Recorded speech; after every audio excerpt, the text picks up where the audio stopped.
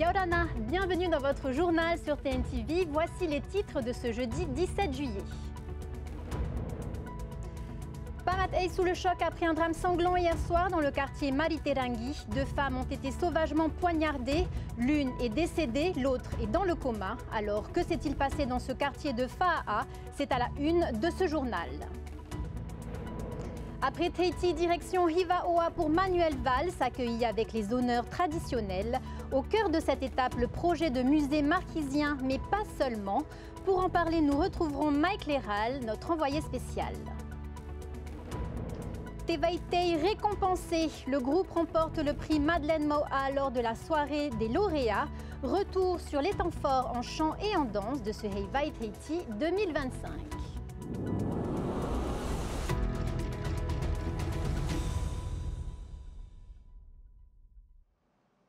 Des cris, puis des coups de marteau et de couteau à Pamat-Ey. Une dispute a viré au drame hier soir. Une mère tuée, sa fille entre la vie et la mort sous le regard de leurs voisins. Récit d'un drame qui a glacé tout un quartier. Esther Cuneo et Yann Roy.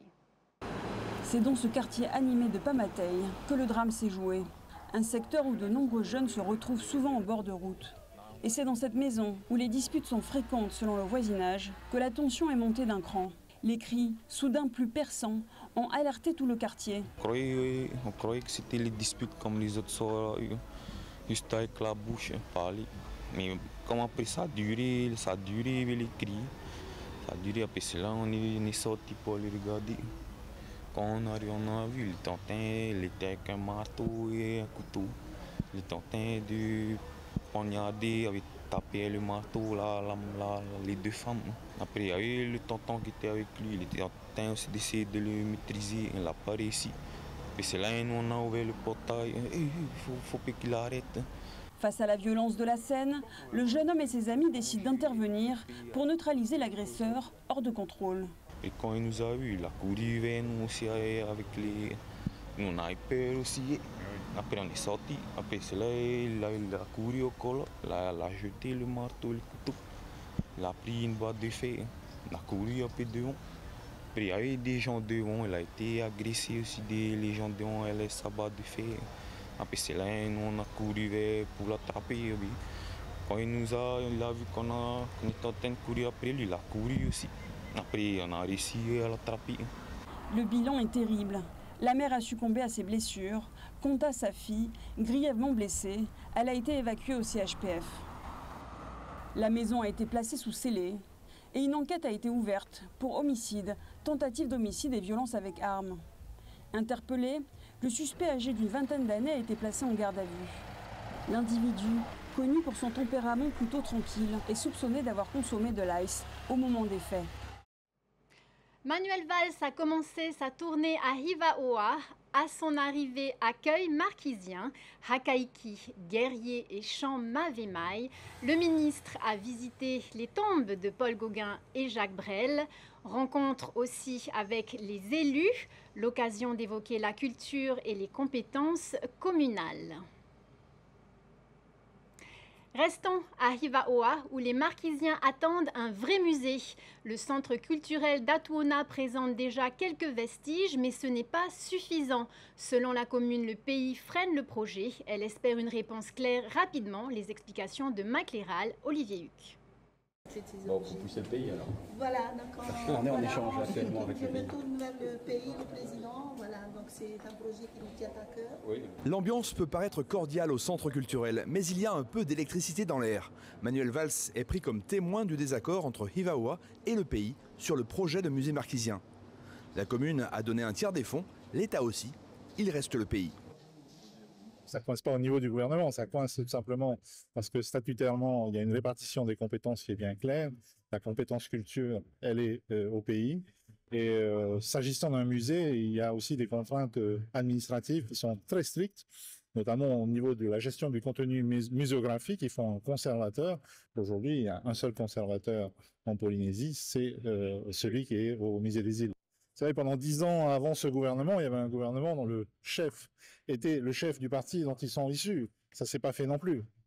Il n'y a pas de dérogation possible. Il y a par contre l'utilisation de certains articles actuels du statut qu'on peut mettre en œuvre, mais il faut que tout ça soit encadré, c'est en cours. Mais pour les Marquisiens, le temps presse. Les prestigieux musées de Bâle et de Cambridge ont accepté des prêts à longue durée de 200 objets marquisiens, à condition que le musée soit créé. Donc on est un peu en difficulté actuellement. On a reçu les fonds de l'État. Donc on a monté un dossier tripartite, 63 millions de francs État, 63 millions pays et 63 millions communes. Donc les fonds communaux et les fonds de l'État, on les a déjà perçus depuis 1 an. Donc on attend la quote-part du pays, mais bon, c'est un peu difficile. Un frein réglementaire pour le pays, mais un choix politique pour les marquises. Cette controverse autour du musée est symptomatique d'une volonté plus générale des Hakaiki, gagner en autonomie par rapport à la lointaine Tahiti. À Hivaoa toujours, Manuel Valls a reçu un nom marquisien, Hakaiki Vahianui, celui qui ouvre le chemin vers l'avenir. Un accueil qui a visiblement touché le ministre, lui aussi s'est dit sensible au charme de la Polynésie. On l'écoute au micro de Mike Léral et Olivier Huc. C'est une grande émotion. Passer une semaine en Polynésie est un privilège, notamment pour un ministre. Mais le privilège, il est dans la découverte de cette civilisation, de cette culture, de ces cultures. Donc je ne vais pas vous faire un grand exposé. Il y a d'autres qui en parleraient bien mieux que moi. Oui, mais c'est un choc et j'espère plus que jamais que nous nous rendrons compte de ce que la Polynésie, et en l'occurrence ici les îles Marquises, apportent à la France. On dit toujours la France apporte beaucoup à la Polynésie. On parle d'argent, etc. Je crois que c'est la Polynésie par sa culture, par sa manière d'appréhender l'environnement, le passé, l'océan, la préservation évidemment de toutes ces ressources naturelles et spirituelles qui apportent sans aucun doute beaucoup plus à la France que l'Hexagone n'apporte peut-être à la Polynésie. On retrouve notre envoyé spécial Mike Léral pour la visite de Manuel Valls. Kauhanui, Mike Léral. Oui, effectivement, Yorana Vaimiti. Effectivement, je suis ici avec Joseph Kaira, l'un des plus anciens maires des Marquises, puisque ça fait 24 ans qu'il est maire ici. Bonsoir Joseph. Bonsoir Tian TV, bonsoir les Marquises de la Polynésie qui nous écoutent ce soir. Alors on a vu que Manuel Valls a été accueilli par l'ensemble de la population ici à Hautona. Qu'est-ce que vous avez voulu lui dire, notamment sur les compétences que vous souhaitez avoir, peut-être de différents de Tahiti? Vous voulez marquer votre différence? Oui, marquer la différence parce que nous sommes un territoire également avec sa langue, avec un peuple, avec les îles, avec nos communes respectives. Nous avons évoqué la question de l'article 43-2, c'est donner plus de partage de compétences avec les communes qui le souhaitent. Donc ça a été un point très important encore une fois de le dire à Monsieur le ministre. Et puis, comme vous le savez, la première étape de cette modification de l'article 43.2 a été passée au niveau du Sénat. Donc nous attendons vraiment avec impatience de la décision qui sera prise au niveau de l'Assemblée nationale. Et je pense que nos parlementaires sont là derrière à travailler et puis à faire avancer ce dossier. Est-ce que vous auriez des exemples concrets de ce qui vous manque ici à Tahiti, aux Marquises, par rapport à Tahiti, lorsque vous avez besoin de prendre des décisions un petit peu différentes et en autonomie par rapport à Papeete? Ce qu'il faut savoir, c'est que la Polynésie est vaste comme l'Europe. Donc les Marquises, c'est à 1500 km de Tahiti. Donc il y a des actions de proximité qui est de compétence du pays qui doivent être menées sur le terrain au quotidien. Malheureusement que la proximité de nos habitants au niveau de l'archipel, de toutes les communes de Polynésie, ce sont les Hakaiki, donc ce sont les municipalités, sauf que les compétences qui sont exercées dans le domaine du social, dans le domaine du développement touristique, dans le domaine culturel, ce sont des compétences du pays. D'où cette volonté de modifier, de faire progresser cet article 43-2, c'est le souhait de presque tous les maires de la Polynésie. Et l'un des exemples qu'on a vu dans le journal juste avant cette interview, c'est le musée. Bien sûr, vous le savez, le maire de Hivaoa, depuis l'année dernière, demandait l'accompagnement du pays. D'autant plus, il y a des objets anciens marquisiens que des musées extérieurs veulent donner gratuitement à la commune de Hivaoa, puisque ce sont des objets originaires de la tribu, je dirais, de la communauté de Hivaoa. Impossible, parce que c'est une compétence du pays. Ces objets transitaient par le pays et rester sous la gestion du ministère de la Culture. Donc il est fortement urgent de faire modifier l'article 43.2 qui permettra aux communes qui le souhaitent de mettre en place des projets. Donc c'est le cas ici pour le musée culturel de Hiva-Oa qui va ouvrir les portes à d'autres communes de Polynésie. Et puis il y a un autre exemple qu'on a vu notamment à Nukuhiva, c'est le problème du trafic de drogue. Donc vous demandez une meilleure surveillance des eaux polynésiennes. Il était très urgent d'évoquer ce sujet sur la protection de nos eaux déjà au niveau de la pêche, également de la surveillance, de renforcer les moyens de surveillance. De quelle manière? En mettant en place, renforcer les moyens que l'État doit mettre à disposition, pas simplement pour les marquises, mais pour l'ensemble de la Polynésie. Vous savez qu'il y a la vedette de secours en mer qui est actuellement sur Papeete. Nous avons encore une fois sollicité l'État au travers du ministre et également notre président. Je pense qu'ils sont d'un commun accord dans les jours à venir de ramener cette vedette au niveau des marquises à la gestion de la CODIM, qui va permettre également, je pense qu'il va jouer aussi un rôle au niveau du contrôle des zones de proximité de notre archipel. Et puis une dernière question, c'est que vous voulez aussi marquer votre différence par rapport au gouvernement indépendantiste. On a senti dans les différents discours des Hakaiki ce n'est pas d'aujourd'hui. Ce n'est pas d'aujourd'hui que nous nous exprimons quand il y a des échéances décisive au niveau électoral, que ce soit une élection présidentielle, une élection territoriale, une élection communale, une élection législative, les marquises ont toujours voté dans une tendance de rester au sein de la République française. Donc nous l'avons encore répété ce matin, notre volonté de rester au sein de la République française, ça c'est évident et c'est certain pour nous. Merci beaucoup Joseph Kaya pour ces explications, pour ces précisions. Et puis on précise aussi que l'ensemble des Hakaiki, les 6 maires des marquises, sont sur la même position. Et enfin, sachez que Manuel Valls va rester ici cette nuit, mais que demain, il s'envolera pour Rangiroa. Évidemment, TNTV sera avec lui. Merci Mike Léral pour ces précisions. Et du côté de Rangiroa, on se prépare aussi à la venue de Manuel Valls. Demain, il visitera plusieurs chantiers à Tiputa et inaugurera le centre d'incendie et de secours de l'île. Au programme également, visite d'une ferme perlière et rencontre avec une association engagée pour le requin marteau. Pour le maire, c'est l'occasion de lancer un projet solaire. On l'écoute au micro de Naya Bennett. C'est très important parce que vous voyez dans le bâtiment fini aujourd'hui, le pays a mis une quote-part et l'État a mis une quote-part, la commune a mis aussi une quote-part parce que c'est la commune qui va utiliser. Tandis que sur Tiputa, sur la préparation de l'abri de Tiputa, c'est le pays et l'État qui a mis de l'argent dedans car on va mettre une infirmerie là-bas. Et là, on est en préparation justement à demander le fonds Macron pour notre champ solaire qui coûte plus d'1 milliard, je crois, on est aux environs d'1,7 milliard. Donc on a aussi besoin de cette aide-là pour mettre 75% d'électricité propre dans notre commune de Rangiroa. Et rappelons qu'après Rangiroa, le ministre se rendra ensuite à Moorea et Rurutu. Clap de fin pour la grève générale de la frappe. Peu de fonctionnaires ont répondu à l'appel ce matin. Face à cette faible mobilisation, le syndicat met fin au mouvement. Il espère avancer sur l'augmentation du point d'indice. Reportage de notre journaliste Nicolas Pérez. D'ici 11 heures, on va lever le piquet de grève et nous allons, nous allons clore cet épisode de grève. C'est ainsi que la frappe entérine sa fin de grève, 11 heures seulement après l'avoir débutée. Le visage grave devant les grilles de la présidence, les 100 grévistes présents sont déçus. C'était plus symbolique aujourd'hui de dire aux fonctionnaires de venir manifester. Pour dire au président, tu ne nous considères pas, tu nous méprises, c'est le mot, vous nous méprisez. Pour le secrétaire général délégué de la frappe, cette bataille est aujourd'hui perdue. Mais d'autres leviers pourront être actionnés dans les mois à venir. Le combat, il continue. Le combat, il continue. Je veux dire, on a d'autres réunions. Il y a le séminaire qui va se faire pour la réforme de la fonction publique, des cadres d'emploi et tout, au mois d'août. Nous, on continue, ça ne change pas. Durant les 6 derniers mois, la frappe aura à de multiples reprises tenté de mobiliser ses troupes. Des agents qui espéraient encore ce matin, avec cette nouvelle grève, voir une amélioration de leur quotidien. Je suis présent ici, c'est pour ma petite famille.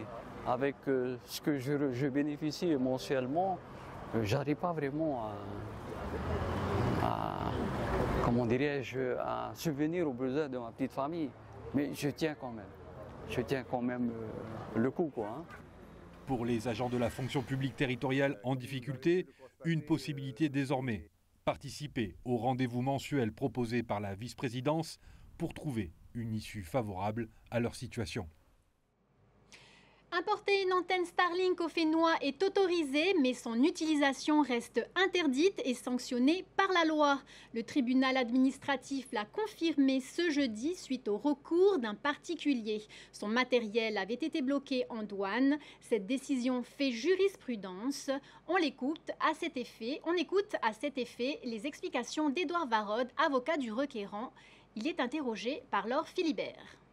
Le fait de pouvoir importer un matériel alors que l'utilisation en est interdite et même fait l'objet de sanctions pénales, ça veut dire que si vous l'utilisez, vous encourez des peines d'emprisonnement, des peines d'amende, c'est pas satisfaisant parce qu'évidemment les gens, s'ils importent du matériel, c'est pas pour en faire une collection. Pour autant, c'est l'état de la loi aujourd'hui. Il y a ce flou législatif qui vient d'être clarifié par le tribunal administratif et aujourd'hui, la clarification vient très clairement nous dire qu'il appartient à la Polynésie française aujourd'hui de réglementer et de faire une réglementation beaucoup plus claire autour des antennes Starlink. C'était la grande soirée de remise des prix du Heiva hier à Toata. Tevaitei remporte le prestigieux prix Madeleine Maua. Retour sur les meilleures prestations de cette 144e édition avec Heimanu Manuthei. Le prix Madeleine Maua est attribué au groupe Tevaitei. Un deuxième sacre pour le groupe de Heimoana Métois sur la scène de Toata avec son thème Te Manutuora de la chefferie du clan des Teva, écrit par Valérie Gobré. La troupe de Mateia se démarque par ses tableaux et son côté artistique. Eh bien, 10 ans après, quel bonheur d'enfin de ramener ce prix-là à la presqu'île. Et quelle joie de pouvoir enfin le partager avec cette équipe qui est dehors et qui m'entend. Et voilà, c'est vraiment un honneur. Le prix Gilles Hollande est attribué à Tetai Manarau. En amateur, c'est une première pour le groupe Tetai Manarau dirigé par Laetitia Sclaba. La troupe de Morée a séduit le jury avec son thème et son enthousiasme. C'est 6 mois d'entraînement avec toute la troupe, mais c'est bien plus longtemps pour la réflexion, l'écriture du thème. C'est plusieurs mois également pour la confection des costumes. C'est une vraie aventure humaine. Pour les prix individuels, le titre du meilleur danseur est attribué à Honotini Hoata de la troupe Homai. Le titre de meilleure danseuse est revenu pour la deuxième année consécutive à Aïe Emmanuel du groupe Atoro Irai. J'ai vu les prestations de toutes les filles. Vraiment, ils étaient vraiment fortes ces filles-là de cette année. Et du coup, ouais, j'ai stressé un petit peu, mais j'espérais au moins être sur le podium. Et première place, c'est encore mieux.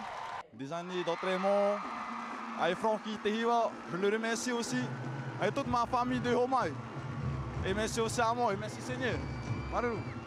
Pour la catégorie des chants traditionnels, Réopapa ramené par Mike Tessier remporte le Grand Prix Tomur Fénois. Particularité cette année, le prix du meilleur auteur est baptisé Patrick Areya Amaru et le prix du meilleur orero John Maidei. Les meilleurs groupes se produiront ce vendredi et ce samedi pour la soirée des lauréats du Heiva Tahiti 2025. Et pour ceux qui en redemandent, le Mini Heiva revient pour sa 43e édition avec 4 soirées prévues à partir du 25 juillet. Au programme, les meilleurs spectacles du Heiva Tahiti 2025, des prestations inédites avec les lauréates à Miss Tahiti. Les festivités s'achèveront avec l'élection de Miss et Mister Mini Heiva. C'est la fin de ce journal. Marurumet Ei pour votre fidélité. En début de soirée, retrouvez votre magazine Tahiti Inc., puis un nouvel épisode de la série documentaire Peinou à la dérive. Très bonne soirée à tous. À demain, même heure. On se quitte sur ces images d'un haka marquisien à Hivaoa.